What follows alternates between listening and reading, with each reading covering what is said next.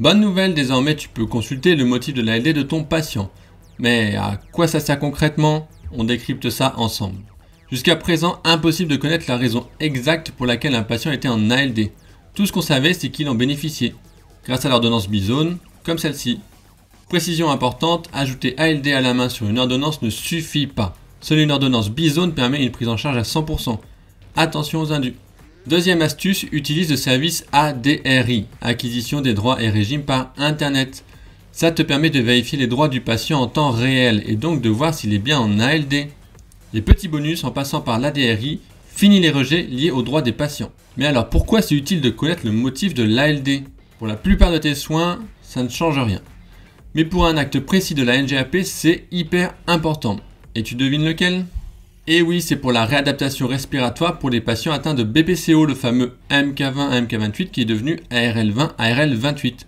Le piège, c'est que la NZAP précise que cet acte est remboursé uniquement si l'ALD est lié à la BPCO. Autrement dit, l'ALD 14 est obligatoire. On prend un exemple. Ton patient arrive avec une ordonnance pour BPCO, une ordonnance Bizone, l'ADRI qui confirme qu'il est en ALD. Tu crois que c'est bon?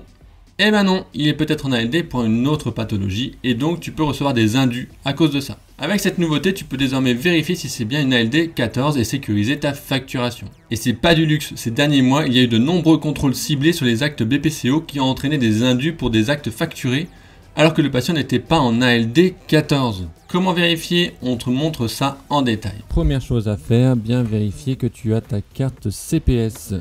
Ensuite, tu vas sur Amélie Pro. Amélie Pro. Tu cherches Amélie Pro Assurance Maladie.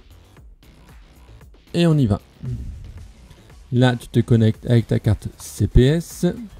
C'est bien ma carte CPS. Il me demande mon code. Et je peux taper mon code et accéder à ma page Amélie Pro. J'arrive sur cette page et je peux consulter ici dans Service Patient, Affection longue durée. Je peux voir avec la carte vitale de mon patient s'il est bien en ALD ou aller chercher dans ma patientèle avec le nom et le numéro de sécu, la date de naissance, aller chercher l'ALD. Et voilà. Abonne-toi pour plus d'infos kiné.